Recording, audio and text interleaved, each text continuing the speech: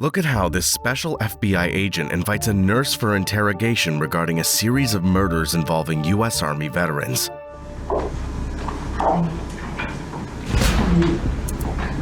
Nice to meet you. My name is Carrie. Hi, Carrie.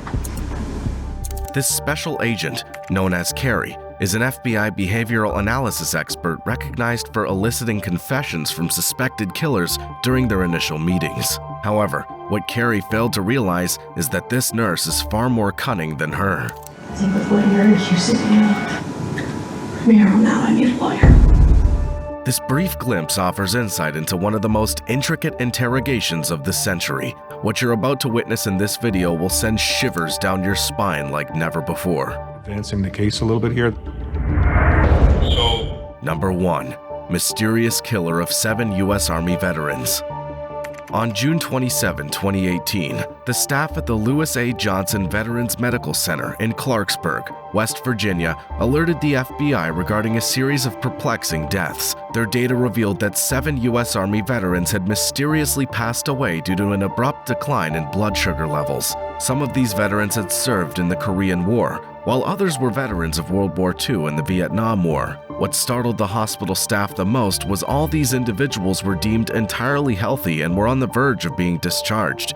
Tragically, before they could leave the facility with relief and hope, someone within their own care network had taken their lives. Upon the FBI's arrival, initial suspicion centered on the possibility that the killer had been alone with the veterans during the time of the crime. Considering that nurses typically work solo during night shifts, the FBI faced the daunting task of identifying the perpetrator among hundreds of nurses at the center. Despite conducting over 300 interviews, poring over thousands of medical and visitor records, and scrutinizing phone call logs received by the hospital, the suspect remained elusive. However, a breakthrough occurred when records surfaced, revealing the presence of nurse assistant Reta Mays during the overnight shifts when the veterans experienced the sudden drops in blood sugar levels. Reta, a United States Army West Virginia National Guard veteran, had previously served in Iraq and Kuwait with the 1092nd Engineer Battalion. During the interrogation led by FBI agent Carrie, despite calm appeals for honesty, Tell me what happened. Truth. Reta repeatedly denied her involvement. Are you saying I did something? Is that what you're trying to say? Even after warnings that her chance to be heard might vanish, After today, I cannot make that promise to you. That you'll be sitting across from me and will listen to you. Reta opted to involve her lawyer. I think with what years you sit down. From here on out, I need a lawyer. Nonetheless, the truth emerged when the FBI accessed Reta's Facebook Messenger chat history. The messages explicitly indicated Reta's inquiries to fellow nurses regarding the condition of veterans after her shifts. By matching these messages' dates and time, the FBI concluded that Reta was confirming whether patient number 34 and 32 had succumbed to a lethal injection administered by her. One message chillingly stated, "I'm going to kill patient number 34. I had 26 calm and resting." And he started yelling, "Now I can't get him calm again." What happened to this patient who was in this room, and what about this patient? So she was following up to see, essentially, did they live or did they die? Based on compelling circumstantial evidence, Reta received a sentence of 7 life imprisonments plus an additional 20 years. Number 2. Mysterious disappearance of 18-year-old Rori Hache. In the summer of 2017, Rori arrived at the hospital for a mental emergency. After waiting for 15 minutes, she decided to approach the doctor on her own. However, the astonishing part is that this was the last time Rori was seen in public. For the next few months, no public surveillance camera captured her movements until December 29, when the police received an unusual call from McMillan Drive in Oshawa, Ontario. Communications. I'm a plumber and I'm on site for a job, and we're snaking a drain, and we've been pulling back. We probably pulled back about 10 pounds, 15 pounds of it looks like flesh type of stuff, meat, and we don't know what it is. When the police arrived at the house, they were baffled to notice pieces of a person's body coming out of the drainage pipe. The couple who lived on the first floor called a plumber to clean the pipes as they were facing issues with the drainage system. When the police asked the couple about the issue, they said the problem began with their neighbor downstairs. But what was about to happen next was never imagined by the police officials.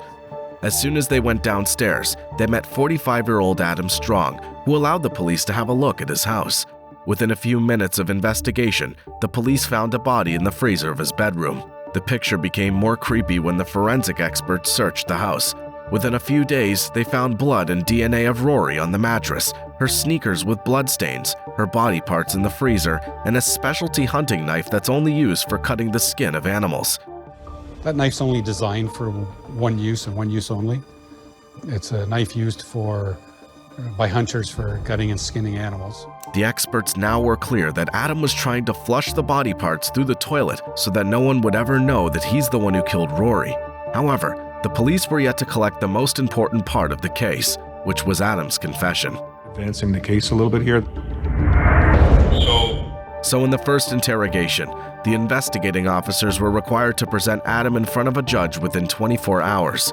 And without a court order, they cannot interrogate him again. Surprisingly, Adam was well aware of this law and acted cleverly to waste the time of officers. Any interest for you at all in telling us your side of things? No. Nothing? No. Okay.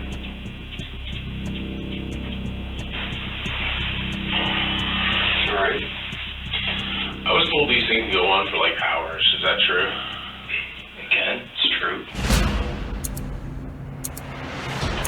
Let's just shut it down now. We could have sat there for another 3 or 6 hours. I don't think we were going to get any different results. Right, you know what? We'll walk you back. However, in the second interrogation, the investigating officers adopted a new trick, where they not only treated Adam like a special guest, but also brought everything he ordered.